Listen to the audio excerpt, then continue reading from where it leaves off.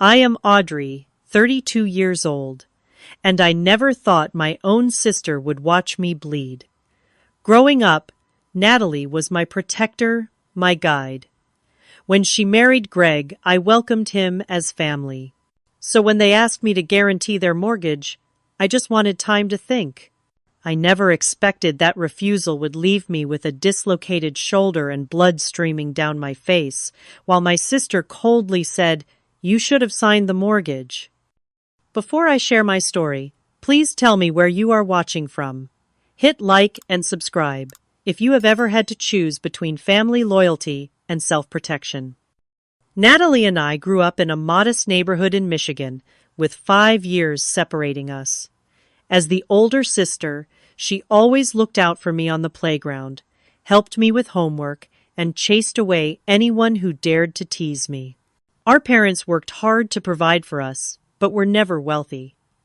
Dad was a high school teacher who taught economics, and Mom worked as a nurse at the local hospital.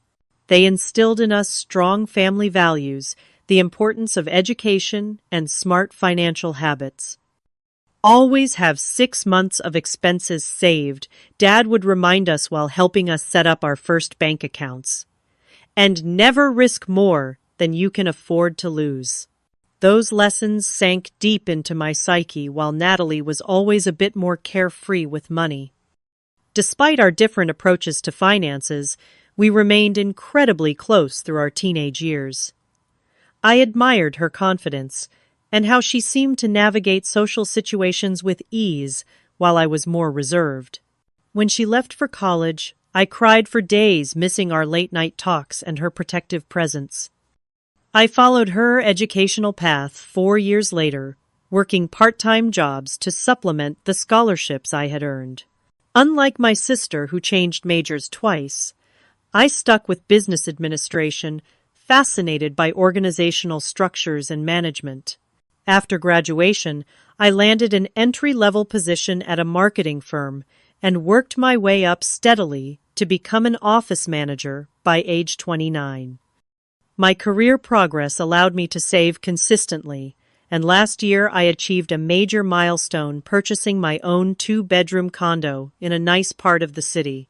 It was modest, but mine and I felt immense pride in this tangible proof of my financial discipline.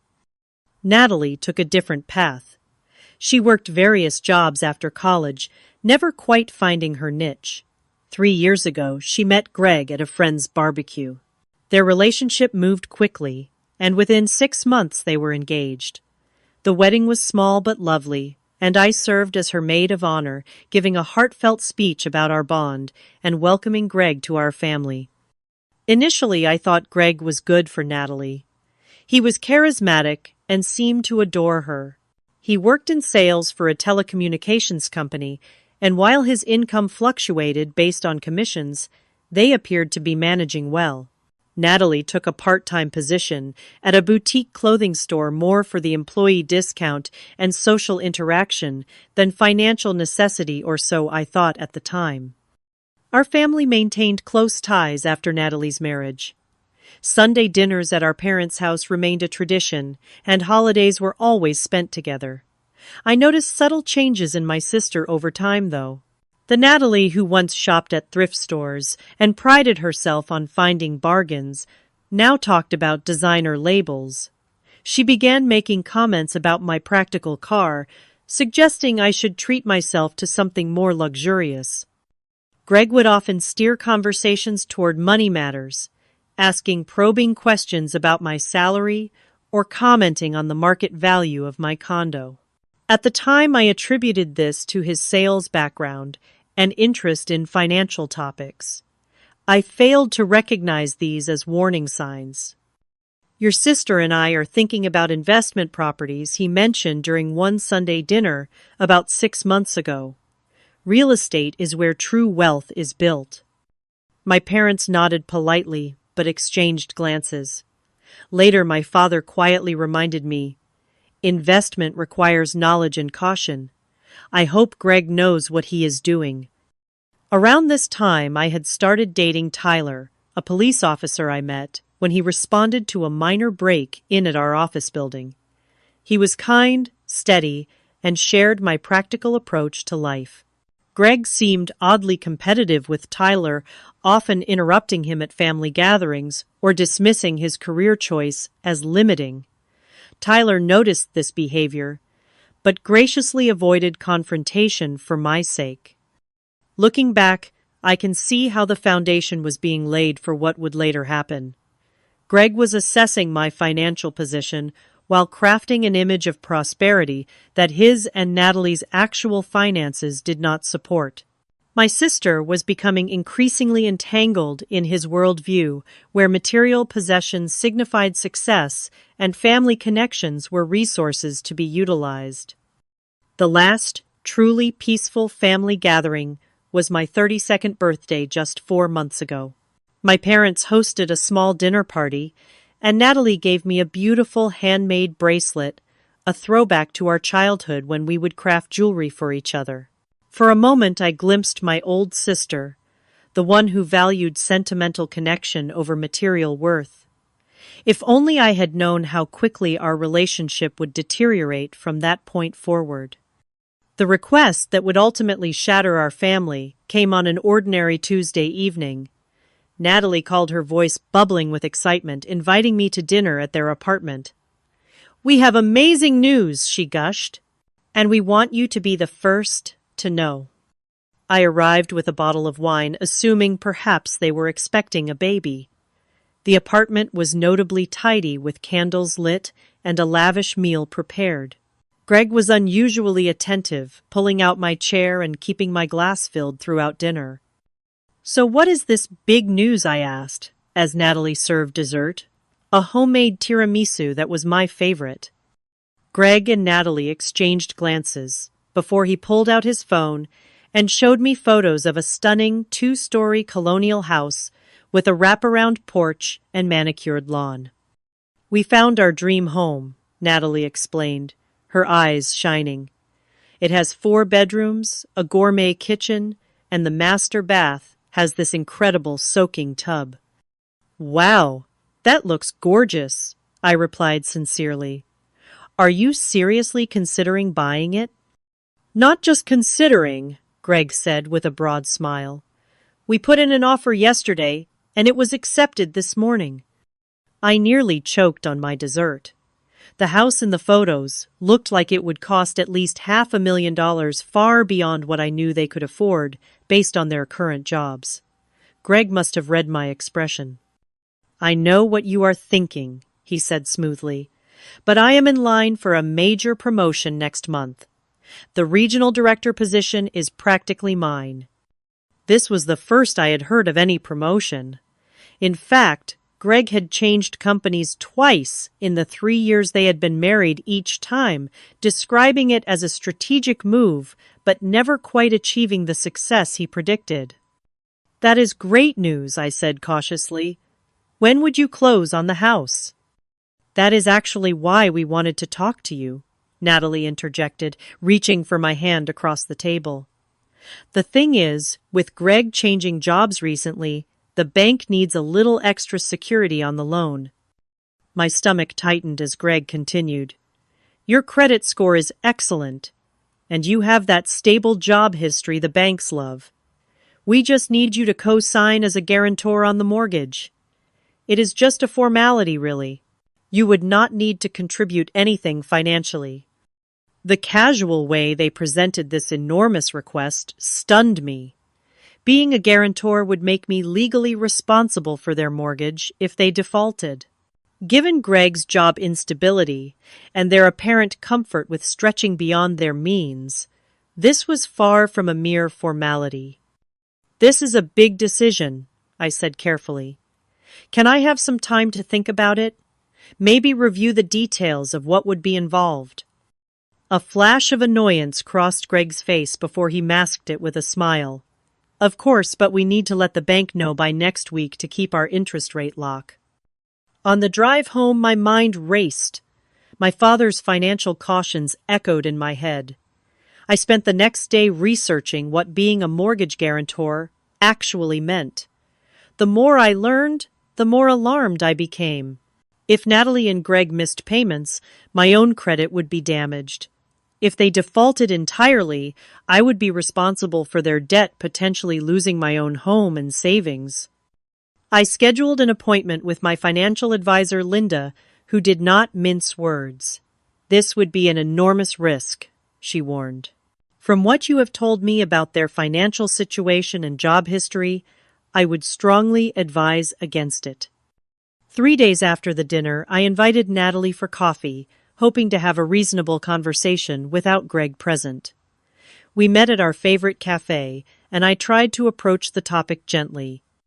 I have been researching what being a guarantor means, I began.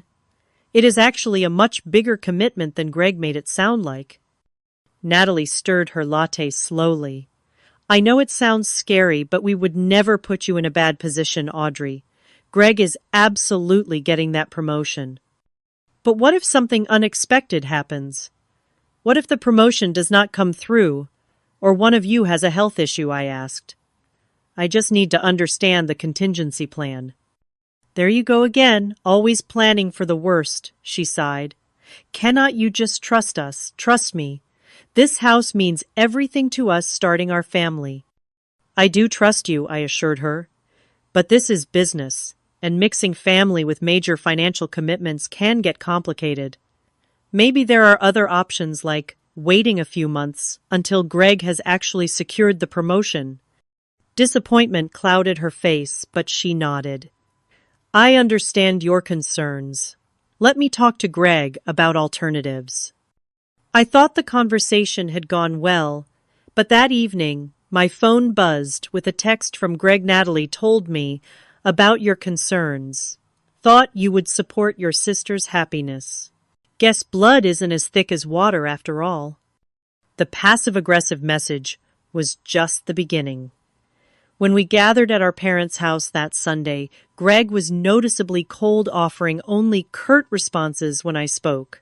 Natalie seemed caught in the middle, trying to maintain normal conversation while exchanging anxious glances with her husband. During dinner, I attempted to explain my position logically to both of them, suggesting alternatives like a smaller starter home or waiting until their financial situation was more stable. We have done the math, Greg said sharply. We can afford this house.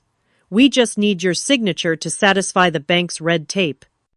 If you have done the math, then surely you can show me the budget breakdown, I suggested.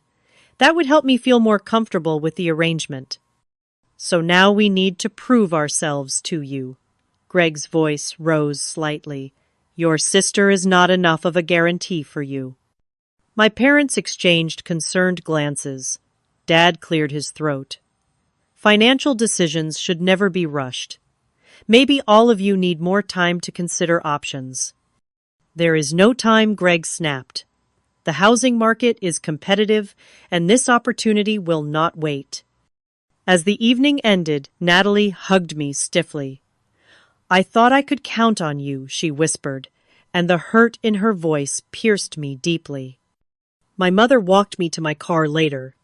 Be careful, Audrey, she advised. Your father and I have noticed Greg can be intense about getting his way. Whatever you decide, make sure it is what you truly believe is right.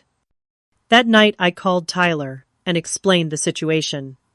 His concern was immediate. Audrey, this raises some red flags, he said. Financial entanglement is often the first step in controlling relationships. Just be careful, okay? And remember, saying no to something that makes you uncomfortable is not the same as saying no to your sister. His words strengthened my resolve. I needed to protect myself while trying to preserve my relationship with Natalie. Little did I know how impossible that balance would become. 2 weeks passed with an uncomfortable silence between Natalie and me. I tried reaching out several times, suggesting lunch, or our usual weekend shopping trips, but received only brief non-committal responses. Then, on a Tuesday morning, my cell phone rang while I was preparing for a staff meeting. Audrey, it is me. Natalie's voice sounded strained. The bank needs an answer by Friday. Greg and I have been patient, but we need to know if you are going to help us or not. I have given this a lot of thought, I began carefully, and I just do not think I can take on that level of financial risk right now. Risk? What risk? Her tone sharpened. This is not about risk, Audrey. This is about family loyalty. Remember when I loaned you $300 for your car repair in college? I did not ask questions or worry about risk.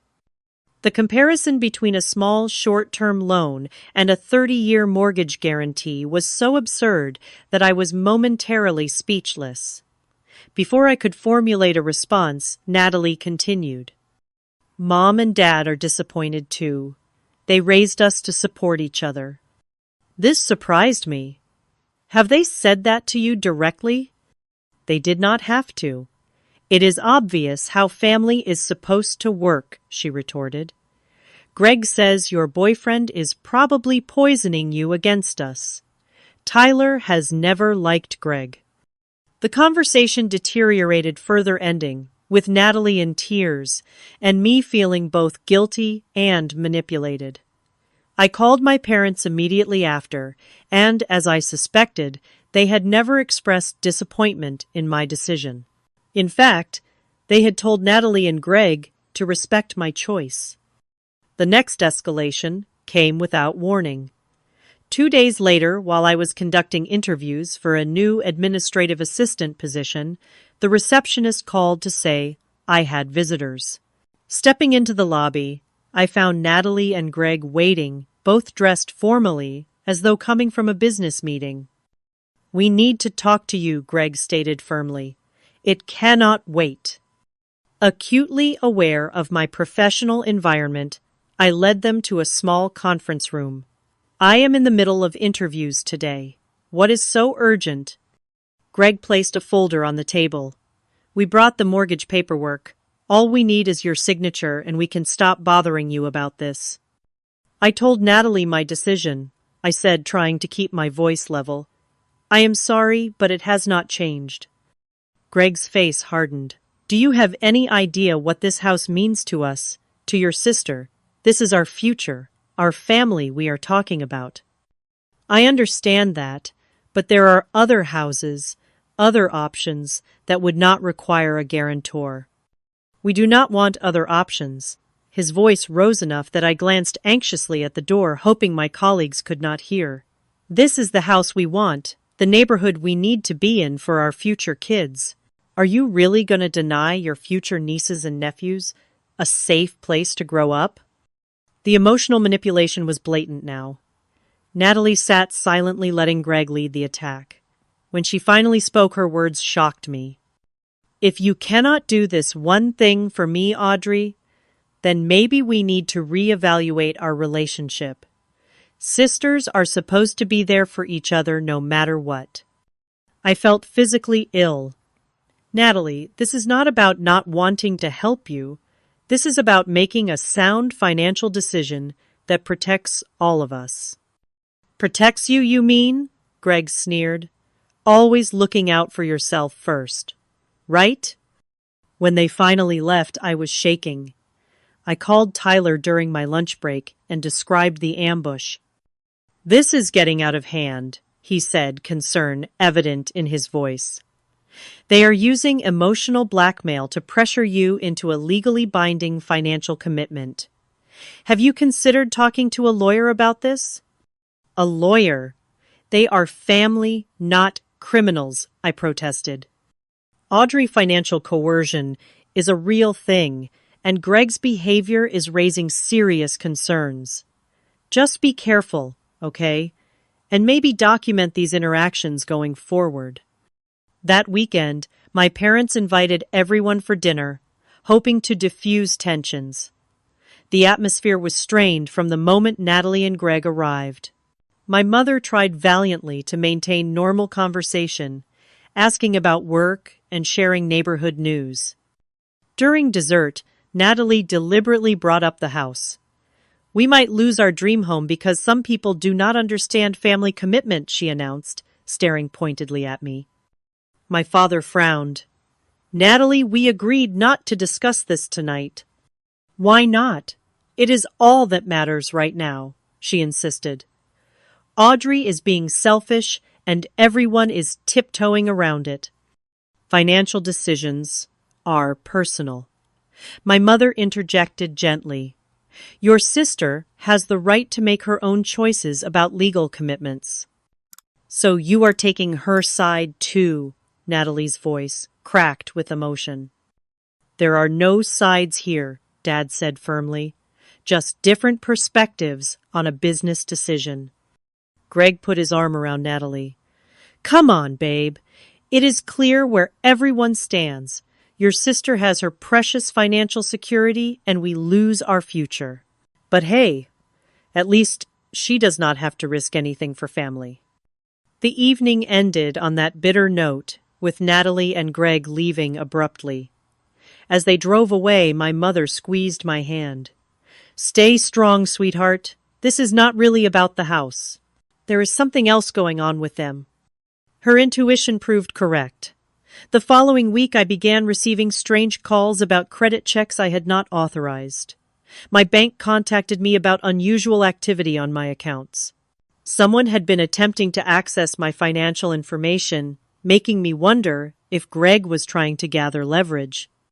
My anxiety built to the point where I was having trouble sleeping. Tyler noticed the toll it was taking and suggested I take additional security measures, including changing all my passwords and setting up fraud alerts. This is not normal family disagreement anymore, he warned. Greg is showing signs of financial desperation, which can be dangerous. Seeking clarity, I scheduled another appointment with my financial advisor. Linda had access to industry databases and with my permission conducted a deeper investigation. Audrey, there are some serious red flags here, she said gravely during our meeting. Greg has significant undisclosed debt. There are multiple maxed-out credit cards, a personal loan in collections, and a previous mortgage default from before his marriage to your sister.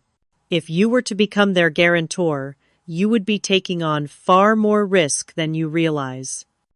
This information stunned me. Did Natalie know about Greg's financial history?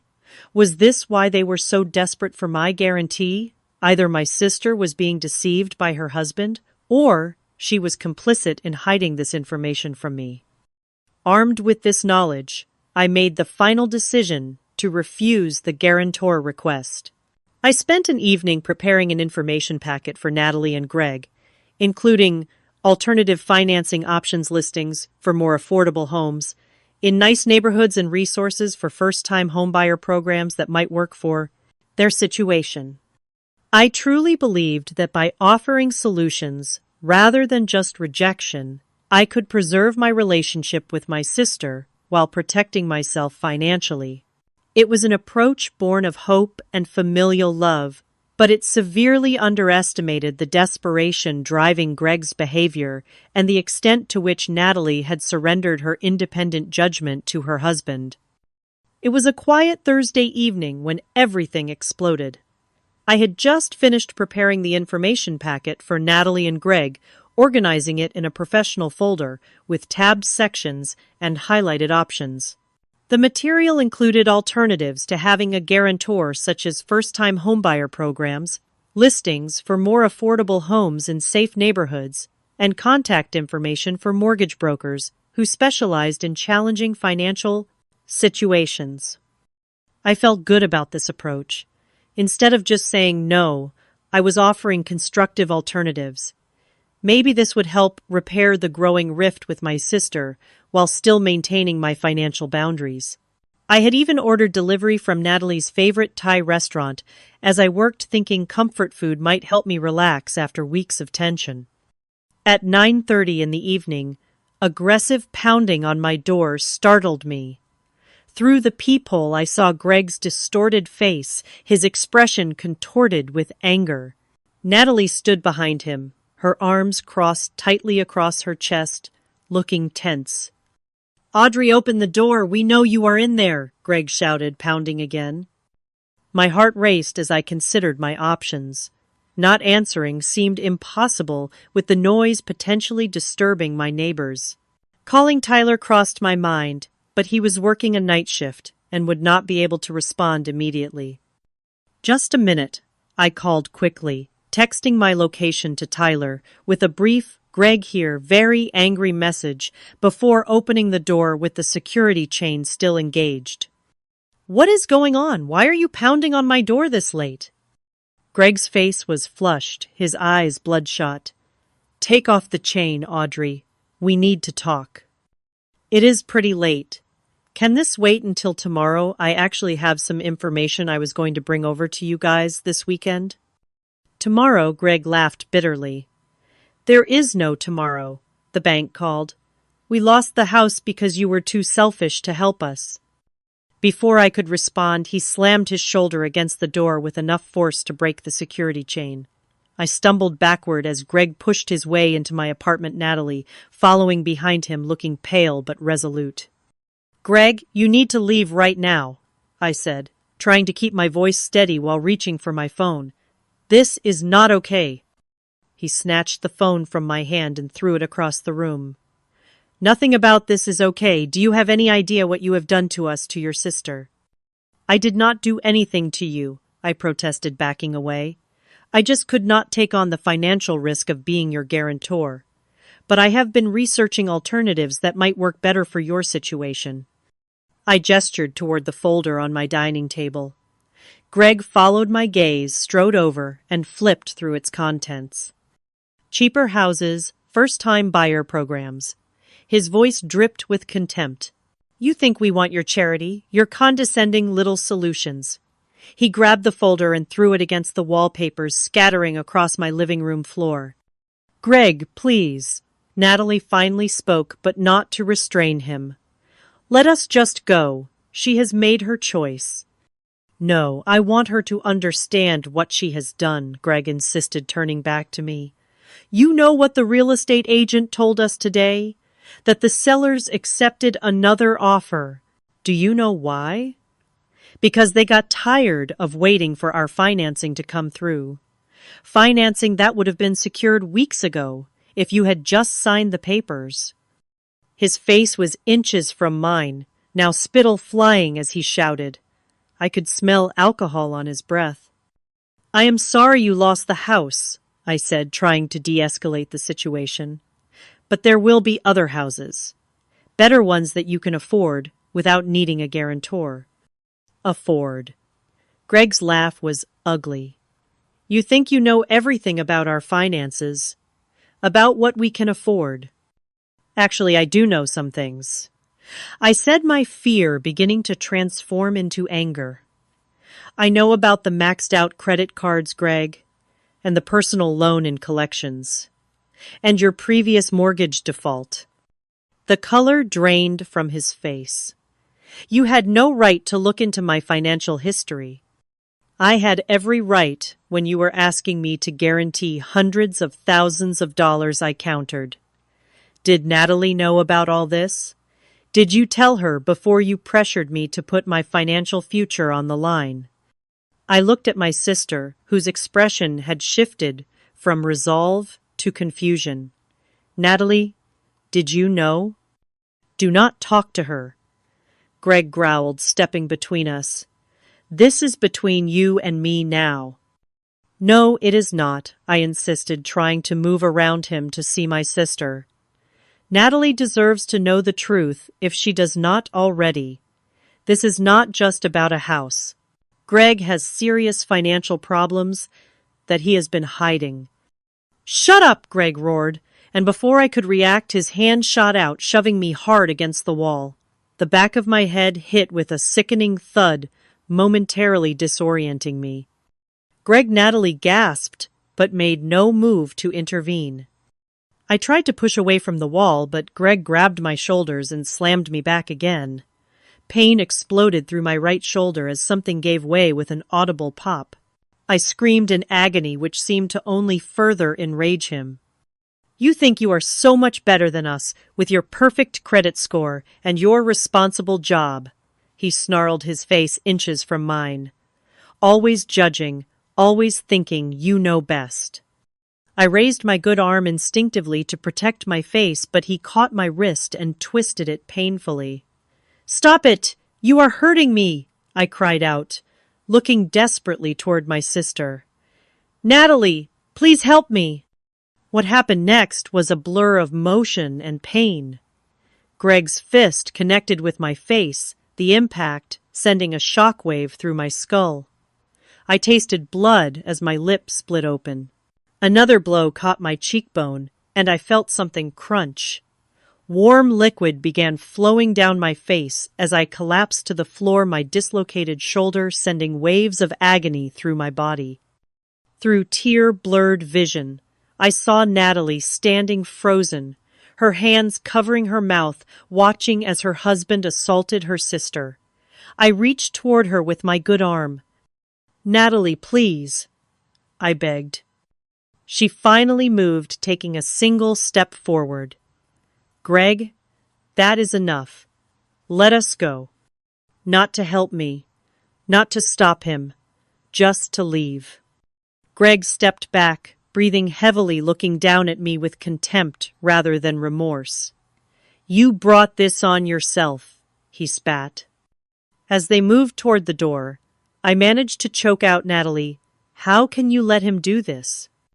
My sister paused in the doorway, her face a mask I could not recognize. The stranger wearing my sister's face looked at me coldly and said the words that would haunt me. You should have just signed the mortgage. Then they were gone, leaving me bleeding on my apartment floor, betrayed by the person I had trusted most my entire life. The physical pain was excruciating, but it paled in comparison to the shattering of my heart as I realized that the sister I loved had chosen to side with my attacker rather than help me in my moment of greatest need.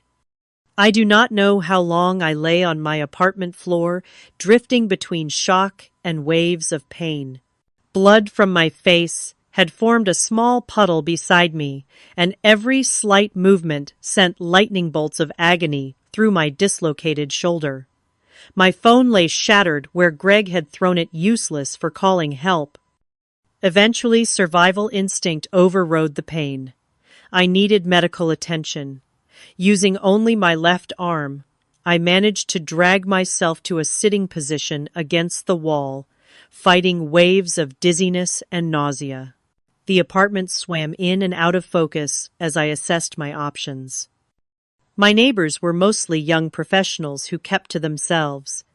Screaming for help might work, but I was not sure I could make enough noise in my condition. My landline had been disconnected months ago, as I exclusively used my cell phone. The only viable option was to somehow get to my car and drive to my parents' house, about 15 minutes away. Each movement was an exercise in agony as I crawled to where my purse had fallen during the attack. Finding my keys brought tears of relief. Getting to my feet nearly caused me to black out, and I had to lean against the wall for several minutes, breathing through clenched teeth until the spinning room stabilized. The journey from my second-floor apartment to the parking lot was a nightmare of pain and determination. I could only use the railing with my left hand, which meant descending sideways, one agonizing step at a time. Twice, I nearly fell when my knees buckled. By the time I reached my car, my blouse was soaked with blood and sweat. Driving one-handed with a dislocated shoulder and possible concussion was dangerous. But I saw no alternative. I drove slowly, focusing intently on the road through my one eye that wasn't swelling shut. Each traffic light felt like an eternity. Every bump in the road sent fresh waves of pain through my body. I kept talking aloud to stay conscious. Almost there. Just a few more blocks. Stay awake. Keep driving. Almost there. The 15-minute drive took nearly 40 minutes as I navigated cautiously, fighting through pain and disorientation. When I finally turned onto my parents' street, relief nearly overwhelmed me. Their porch light was on a beacon of safety in my darkest moment. I parked haphazardly in their driveway and staggered to their front door. My attempt to ring the doorbell turned into me slumping against the doorframe, my strength finally deserting me. I weakly knocked, leaving smears of blood on their white door. The porch light seemed to brighten painfully, and I heard my father's voice through the door. "Who is it?" "Dad," I managed to whisper. "It is me." The door swung open, and I will never forget the horror that transformed my parents' faces as they saw me. My mother's scream seemed to come from far away. "Audrey, oh my God, what happened to you?" My father's strong arms caught me as my legs finally gave out. "Greg," I said, my words slurring through swollen lips. "He attacked me," Natalie watched. That was all I managed, before collapsing completely, the safety of my childhood home, allowing me to finally surrender to the pain and shock. I vaguely registered being lowered gently to the floor as my mother frantically dialed 911. "My daughter has been assaulted," I heard her saying through tears. "She is bleeding badly, and her shoulder looks dislocated. Please hurry." My father's voice was tight with rage and fear as he knelt beside me, carefully cradling my head. "Who did this, Audrey? Did you say Greg did this to you?" I tried to nod, which sent fresh pain shooting through my skull. "Mortgage," I mumbled, because I wouldn't sign. "Dear God," my mother sobbed, joining us on the floor. Her face is barely recognizable. The wait for the ambulance felt eternal. My mother held a cold compress to my face, while my father kept talking to me, trying to keep me conscious. The flashing lights of the emergency vehicles finally illuminated the room in pulses of red and blue. 2 police officers arrived with the paramedics. As the medical team began assessing my injuries, one officer knelt beside me. "Ma'am, can you tell me who did this to you?" His voice was gentle but professional. "Greg Walsh," I whispered. "My sister's husband." "And where did this happen?" "My apartment. About an hour ago." The officer's face hardened as he took in the extent of my injuries. "And you drove yourself here, in this condition?" I managed a slight nod. "Jesus," he muttered before catching himself. "I mean, that shows incredible strength, ma'am. We will need a formal statement, but let us get you medical attention first." As the paramedics transferred me to a gurney, I heard the officer speaking quietly to his partner. "Call it in. Aggravated assault, possibly attempted murder given the extent of injuries. Suspect is Gregory Walsh, brother-in-law of victim." The ambulance ride was a blur of pain and medical terminology. IV blood pressure dropping, possible orbital fracture, dislocated shoulder, concussion protocol. They gave me something for the pain that made the world soften around the edges without completely removing me from it. In the emergency room, a team of medical professionals swarmed around me. X-rays confirmed the dislocated shoulder, and the procedure to reset it was excruciating despite medication. My face required multiple stitches, and the ophthalmologist expressed concern about potential damage to my right eye from the orbital bone fracture. Sometime during this medical whirlwind, Tyler appeared still in his police uniform, his face ashen as he took in my condition. He must have come straight from his shift after seeing my text. "Audrey," he choked, taking my hand gently. "I am so sorry. I got your message but was handling an accident scene. By the time I was free and tried to call you, didn't answer." "Not your fault," I managed through swollen lips. His professional demeanor cracked, and I saw tears in his eyes before he blinked them away. "The responding officers are colleagues of mine. They are already looking for Greg. Do you want me to step out while you give your statement, or would you like me to stay?" "Stay," I whispered. "Please stay." The detective who took my initial statement was compassionate but thorough, recording every detail of the attack. When I described Natalie's response and her parting words, his pen paused momentarily over his notepad. "Your sister witnessed the entire assault and did nothing to intervene or call for help." "Yes," I confirmed the betrayal. still fresh and raw. She watched, then left with him. My parents arrived at the hospital after giving their own statements about my condition when I reached their home. My father's face was tight with controlled fury, my mother's streaked with tears. They spoke with the doctors arranged for my overnight admission for observation due to the concussion and assured me they would handle everything. As the pain medication finally pulled me towards sleep, I heard Tyler speaking quietly with my parents in the hospital room. "This goes beyond domestic dispute," he was saying. "The level of violence, the premeditation in going to her apartment, breaking in, essentially. We are looking at serious felony charges." And Natalie, my mother, asked, her voice breaking. "Our own daughter watched this happen and did nothing." "There may be charges for her as well," Tyler replied grimly.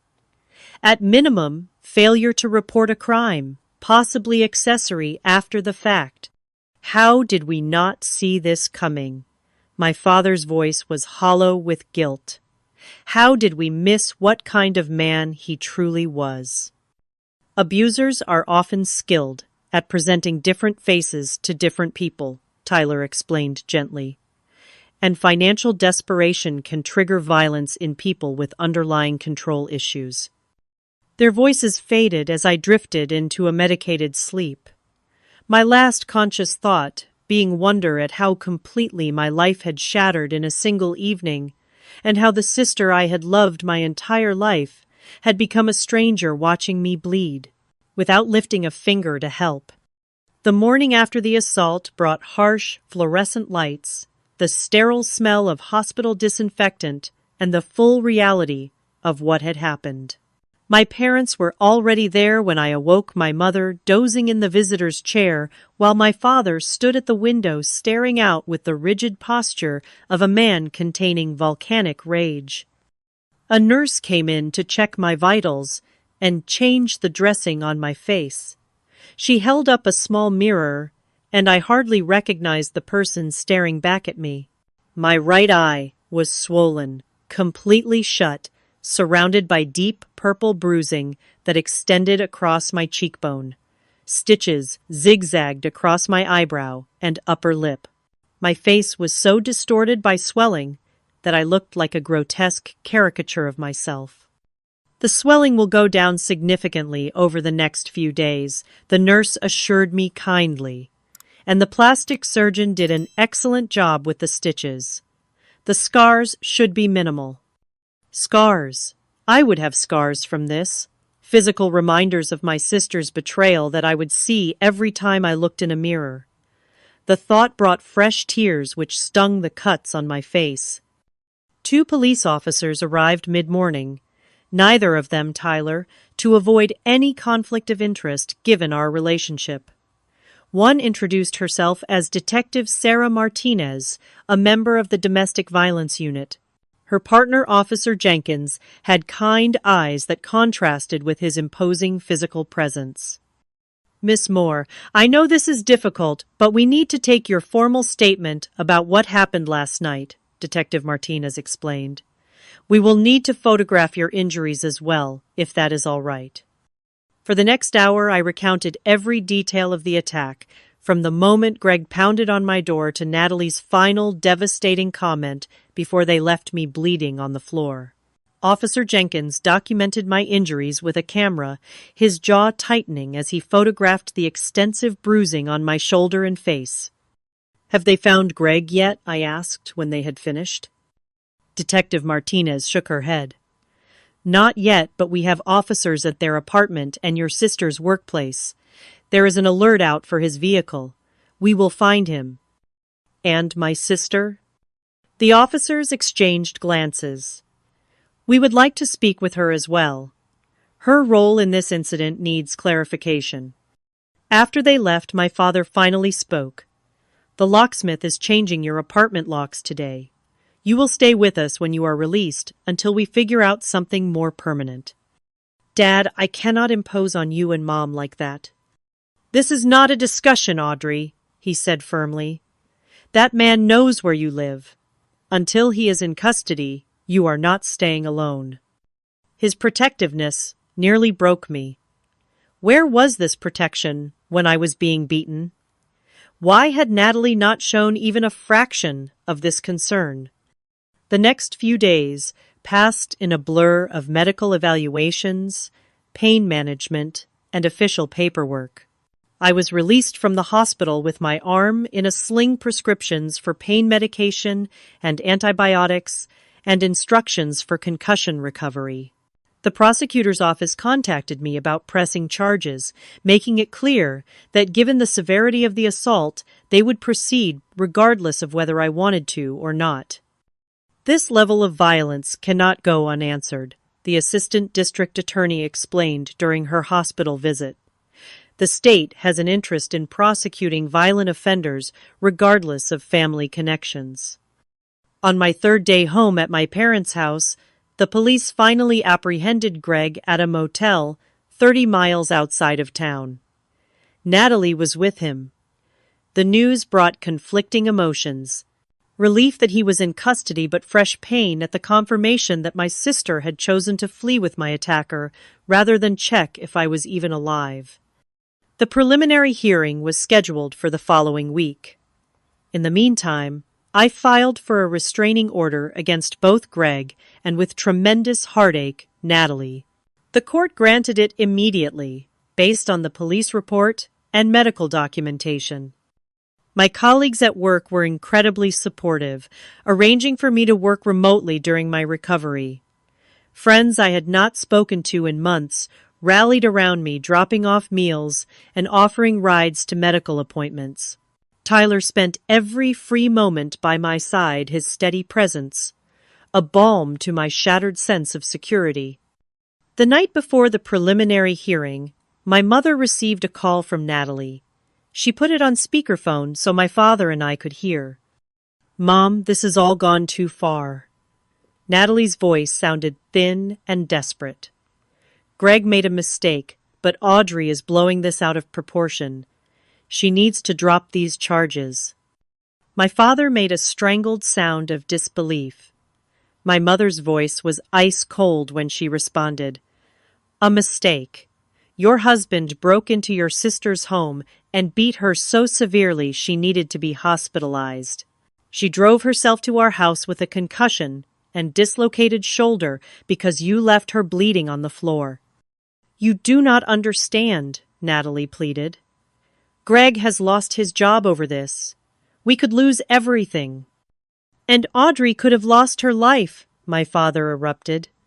"Have you seen what he did to her face, to her body? Your sister may have permanent damage to her eye socket."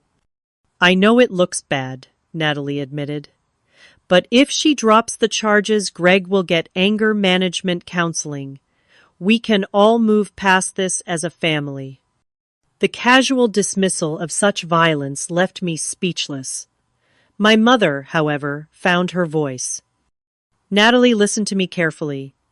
Your husband committed a serious crime. He belongs in jail. If you continue to support him after what he did, you are no daughter of mine." The silence that followed was deafening. When Natalie finally spoke, her voice was cold. "I see who you have chosen. Do not expect to hear from us again unless Audrey comes to her senses." The line went dead, leaving us sitting in stunned silence. My mother's hands shook as she placed the phone down. My father wrapped his arm around her shoulders as she began to sob. "How did we raise a daughter who could be so cruel?" she whispered. "Where did we go wrong with her?" "This is not your fault," I said, reaching for her hand across the table. "Greg has been manipulating her for years. We just did not see it clearly until now." The preliminary hearing the next day was my first time seeing Greg and Natalie since the attack. Entering the courtroom with Tyler and my parents flanking me protectively, I felt physically ill at the sight of them. Greg sat beside his attorney in a suit that seemed deliberately too large, perhaps, to make him appear smaller and less threatening. Natalie sat directly behind him, her face a mask of resentment. When the bailiff read the charges, The gravity of the situation seemed to finally register on Greg's face. Aggravated assault breaking and entering criminal threatening and attempted coercion. His attorney entered a not guilty plea requesting bail despite the prosecutor's argument that Greg posed a flight risk and danger to the community. The judge set bail at $100,000 with strict conditions, including GPS monitoring and explicit orders to have no contact with me or my family. As Greg was led away to process the bail requirements, Natalie caught my eye across the courtroom. There was no remorse in her gaze, only cold accusation, as though I were the one who had destroyed the family. Outside the courthouse, reporters had gathered alerted to the case by police records. My father shielded me from their cameras, while Tyler helped me into the car. The local news that evening featured my bruised face as evidence of the violence that had erupted over what they called a family financial dispute. Over the following weeks, as my physical injuries began to heal, the emotional trauma intensified. I started seeing a therapist who specialized in both physical trauma and family betrayal. She diagnosed me with post-traumatic stress disorder, explaining that the betrayal by my sister had compounded the trauma of the physical attack. When someone we trust implicitly harms us or allows harm to come to us, it damages our fundamental ability to feel safe in the world, she explained. The recovery process involves not just healing from the event itself, but rebuilding your sense of safety and trust. Greg's attorney approached my lawyer. With a plea offer, Greg would plead guilty to a lesser charge of simple assault if I agreed to make no victim impact statement. I refused immediately. The full truth needed to be on record not just for my own healing, but to ensure that Greg faced appropriate consequences for his actions. As the trial date approached, the pressure from Natalie intensified. She sent letters to our parents, claiming I was destroying their family over one bad moment. She attempted to contact my friends, painting me as vindictive and exaggerating my injuries. When these efforts failed, she showed up at my parents' house late one night, hysterical and demanding to see me. My father called the police, reporting her for violating the restraining order. When the officers arrived, they found Natalie pounding on the door, screaming that I had ruined her life. Her arrest for violating the protective order was the final fracture in our already splintered family. The trial itself was mercifully brief. The evidence was overwhelming. My medical records, photographs of my injuries, my testimony, and most damning of all, security footage from my apartment building's hallway, showing Greg breaking in and Natalie following him without coercion. The prosecutor also presented evidence of Greg's financial deception, including documentation of the hidden debt and previous mortgage default that had triggered his desperate attempt to secure my guarantee. When it was my turn to testify, I looked directly at Greg as I described the attack in detail. Then I turned to where Natalie sat and recounted her final words to me as I lay bleeding. "You should have just signed the mortgage." The courtroom fell silent at this revelation of callousness. Greg's attorney attempted to paint the incident as a momentary loss of control by an otherwise upstanding citizen under financial stress. The strategy failed spectacularly when the prosecution presented evidence of Greg's previous anger incidents that had never been reported to police. The jury deliberated for less than 3 hours before returning a guilty verdict on all counts. At the sentencing hearing 2 weeks later, the judge did not mince words. "Mr. Walsh, you committed a brutal assault against a family member who simply refused to put herself in financial jeopardy for your benefit. You have shown no genuine remorse, and the court is particularly disturbed by your attempt to minimize your actions. The court sentences you to 8 years in state prison." As Greg was led away in handcuffs, Natalie's anguished cry echoed through the courtroom. Not for me, her sister, who still carried the scars of her husband's violence, but for the man who had inflicted those scars. In that moment, I accepted what I had been fighting to deny the sister I had loved was gone, replaced by someone I no longer knew or wanted in my life. Outside the courthouse, surrounded by my parents, Tyler, and friends who had supported me throughout the ordeal, I faced the reporters' cameras, with my head held high, my scars visible, a testament to both violence endured and justice achieved. 6 months after the sentencing, physical therapy had restored most of the function in my shoulder, though certain movements still triggered twinges of pain. The plastic surgeon had done remarkable work minimizing the facial scarring, but a thin white line above my right eyebrow and another at the corner of my lip remained visible reminders of that night. The deeper scars, the ones nobody could see, were healing more slowly. My parents had helped me find a new apartment in a secure building with 24-hour security and no public access to resident floors. I had initially resisted such extreme measures, not wanting to live in fear, but my therapist helped me understand the difference between fear and prudent caution. Creating physical safety is an essential part of your healing journey, she explained during one of our weekly sessions. It is not about living in fear, but about respecting your body's need for security while your mind processes the trauma. The nightmares had decreased from nightly occurrences to perhaps once a week. I no longer jumped at every unexpected knock or flinched when someone raised their voice in excitement. These were small victories, hard-won through consistent therapy and the unwavering support of those around me. Tyler had been my rock throughout the recovery process, never pushing but always present. Our relationship had deepened through the crisis, his patience and understanding creating a safe space for my healing. When he surprised me with a weekend getaway to a lakeside cabin 3 months after the trial, I found myself able to truly relax for the first time since the attack. "I am proud of you," he said, as we sat watching the sunset over the water. "Not just for surviving, but for how you have handled everything. Your strength amazes me every day." My career had become another anchor in my recovery. 2 months after the trial, I received an unexpected promotion to operations director, a position that came with both greater responsibility and flexibility to continue my therapy appointments. My colleagues who had rallied around me during the darkest days celebrated this professional advancement as another step in my journey forward. Natalie remained a complicated absence in my life. After Greg's sentencing, she had moved in with a friend, unable to maintain the apartment on her part-time income alone.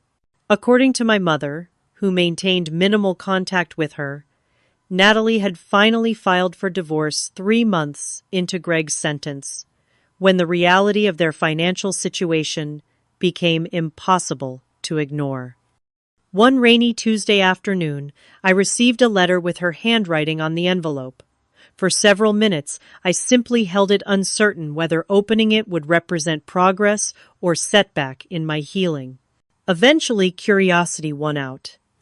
"Audrey," the letter began, "I do not expect forgiveness. I do not even know if I deserve to ask for it.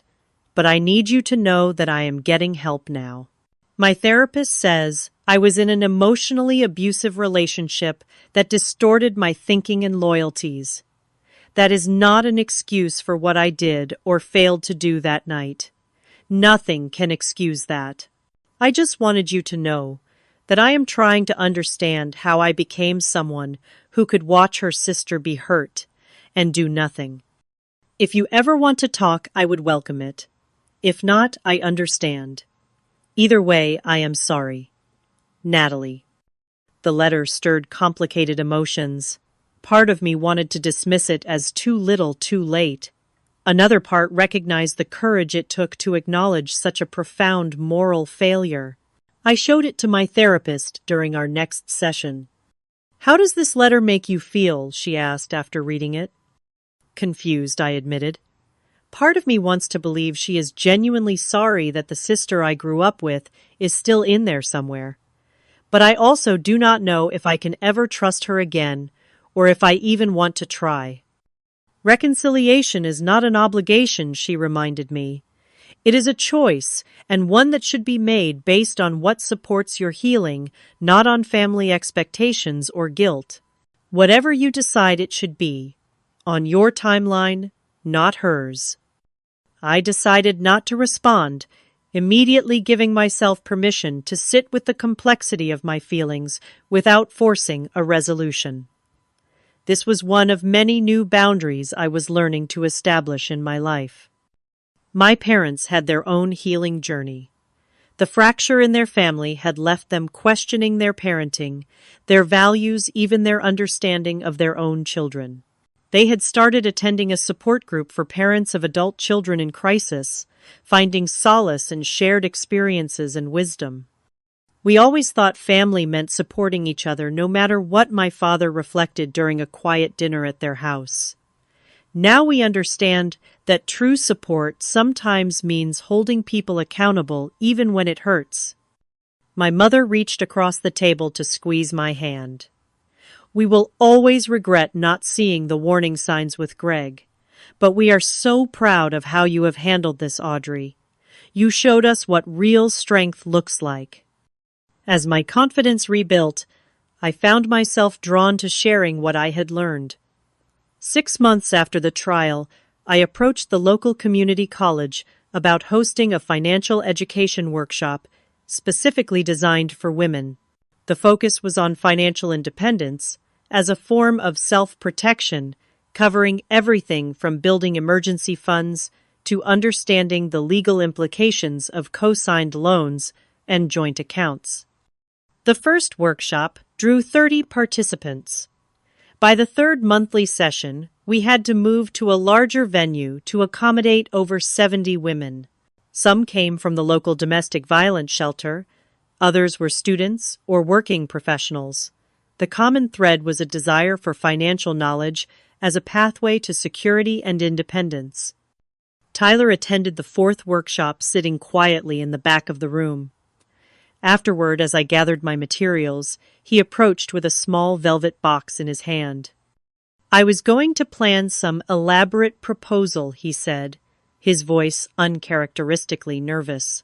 But watching you tonight, seeing how you have transformed your pain into purpose, I could not wait another day to ask you to share your life with me. The ring was simple and elegant, a single diamond in a classic setting. It represented everything I had come to value: clarity, strength, and enduring beauty that emerges from pressure. My immediate instinct was to say yes, but I paused, honoring the promise I had made to myself about making deliberate rather than reactive decisions. "Can I think about it?" I asked gently.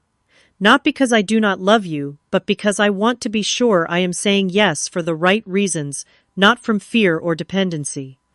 His smile was tender with understanding. "Take all the time you need.